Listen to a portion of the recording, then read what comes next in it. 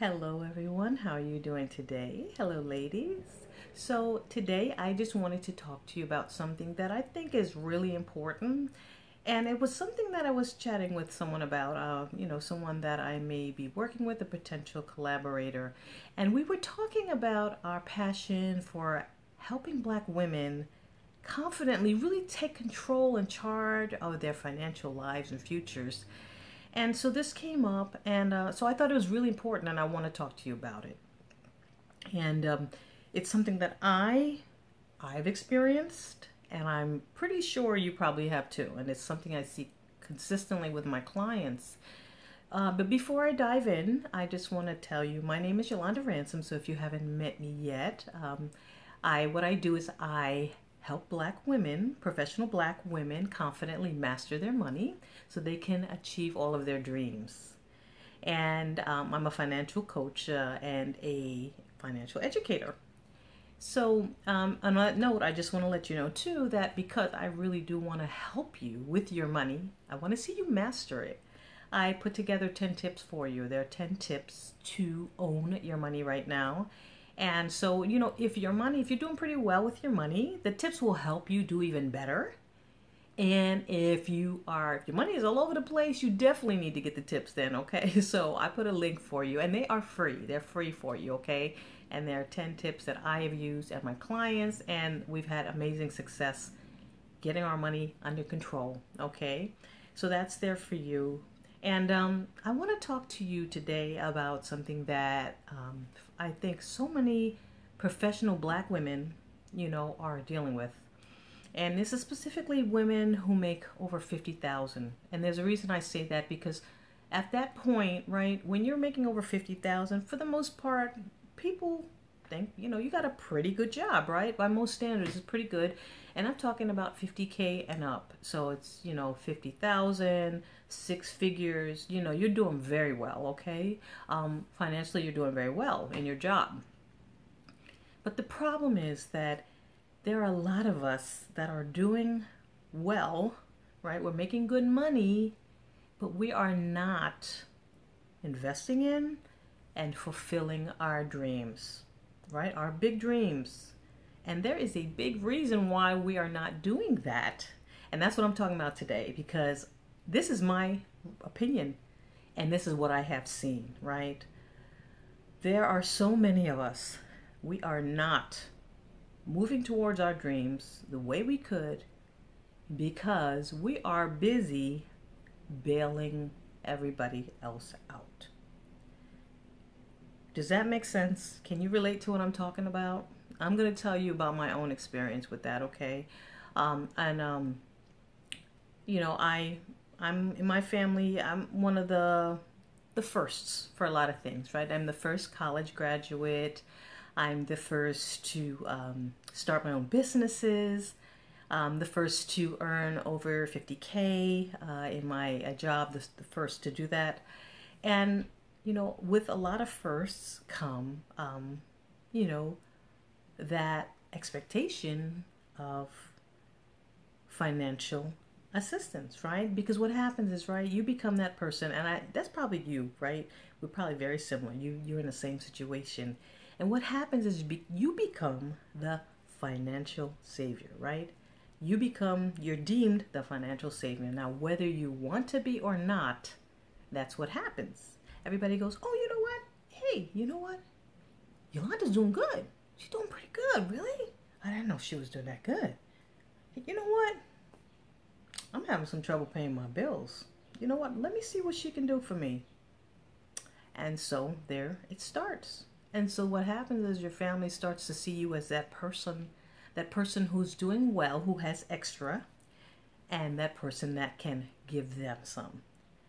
And the thing is, it's not a problem occasionally, right? Helping somebody out if you have that ability, that's not a problem. That is not what I'm talking about. I'm talking about what happens when, you extend yourself. Someone's like, hey, Yolanda, can you lend me a few thousand? I'm having a problem with my car or whatever the case is. And you're like, okay, okay, I can do that for you. You lay it out, you let them know, you lend it to them, they pay you back, right? No problem. but then it can happen again. And that's what usually occurs, right? Or they tell somebody else in your family, and now that person is like, oh, you know what, Yolanda, she helped you out. Let me see what she can do. And this becomes a pattern. And that is the problem. That's what I'm talking about. And I'm going to tell you from my own example. It was a very difficult situation. I come from a lower income family, and I bet a lot of us do. We work very hard to get where we are and to become the women we are, but a lot of us come from lower income backgrounds, and I'm no different. So, and with that comes a lot of relatives that are still lower income, who may not have come out of that. And that, I'm sure you can relate to that too, right? We probably see that with ourselves and others, and you're probably in that situation. So the thing is, you'll have this situation with others in your family that are not doing as good as you are, and they will seek help from you. And that's what happened to me. I have a relative, they had problems paying bills, and they asked me for a loan, and, I was doing well in my job, and I was saving my emergency fund steadily. It was like something I did regularly. And I know I mentioned it, which may not be the smartest move. And so what happened was the person needed a loan. They wanted a loan because they had fallen into some trouble, fallen behind on bills. And I was glad to do it. I love my family, right? And we want to help, right? You want to help, I want to help. So I did it gladly. And I got the money back. But then a few years later, same issue. Again, the same individual needed a loan again, and pretty much for the same issue, right? And I was a little more hesitant, but I said, okay, I'll do it again. I'll help you out. And, figured they're good. Same thing a few years later, getting the request again, right? And now I'm like, wait a minute, this is the same thing that keeps happening. The progress of this person is not making progress. This person is not making changes, but they obviously are starting to look at me as someone that's going to bail them out, and this is not good for me, and this is not good for them. And so what happened was, this was when I got like, you know what, I can't do this anymore, because it finally dawned on me, right? What I was doing, I wanted to help, right?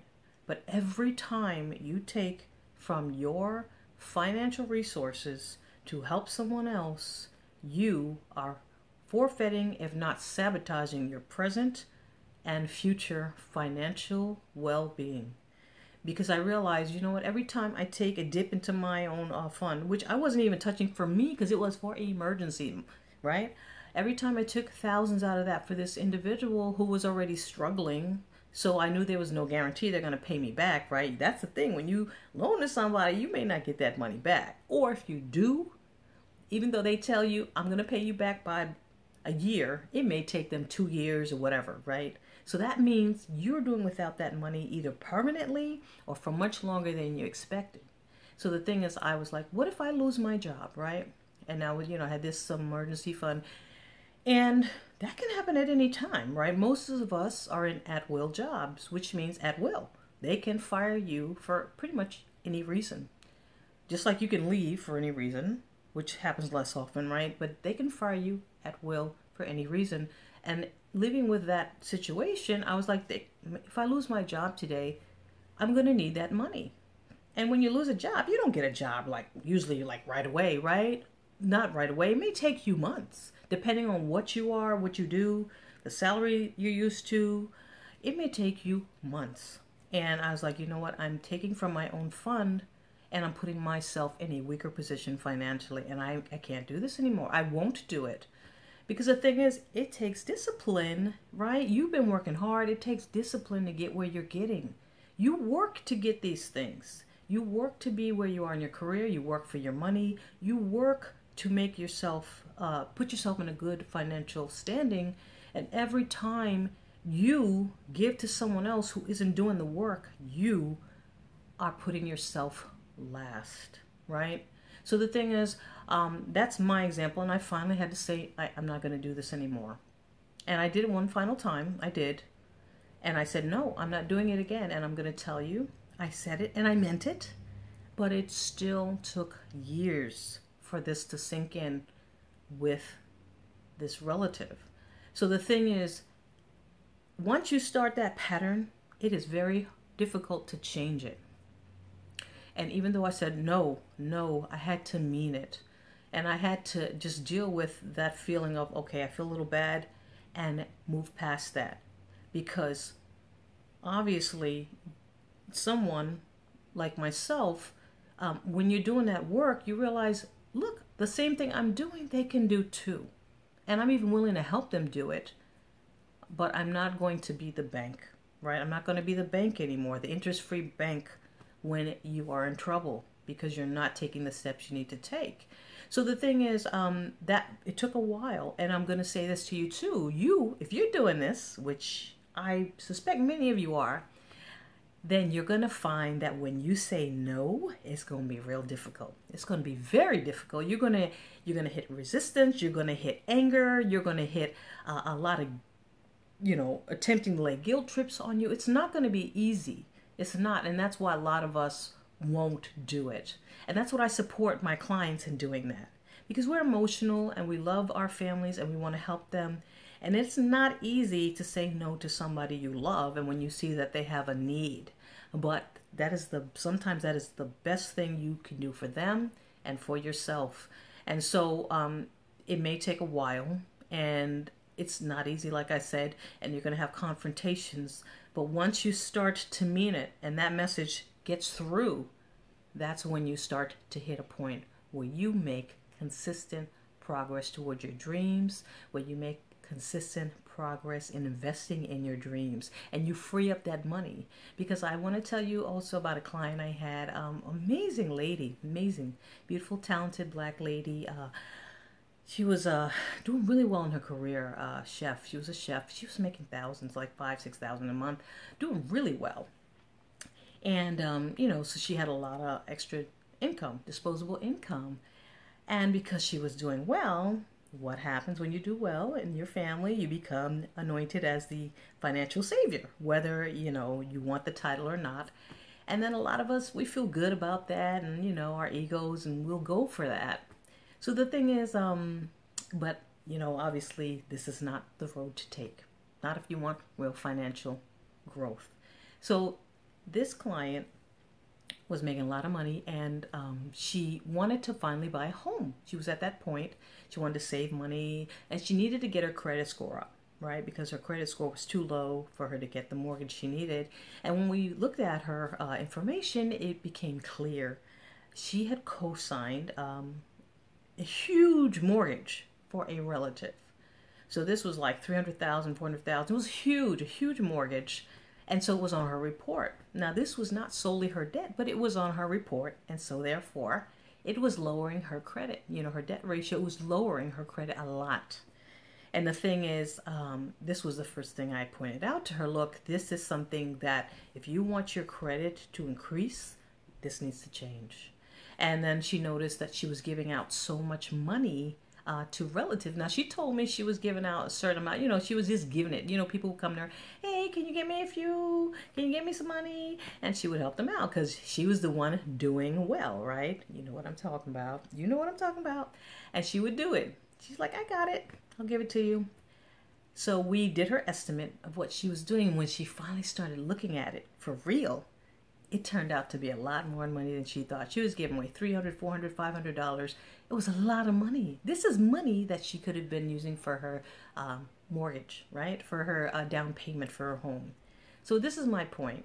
This is what I'm getting at, ladies. I'm sure a lot of you are doing that, and this is something you want. You need to stop. You need to stop being the financial savior. And it's not easy, but it can be done. And this is the biggest reason why so many black professional women making over $50,000 are not investing in and achieving their dreams. You're giving away your dreams to other people who are not doing their part to achieve their dreams. And that must stop.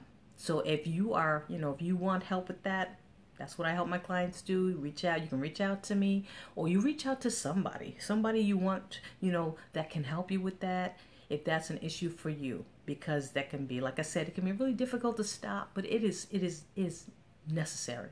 It's mandatory.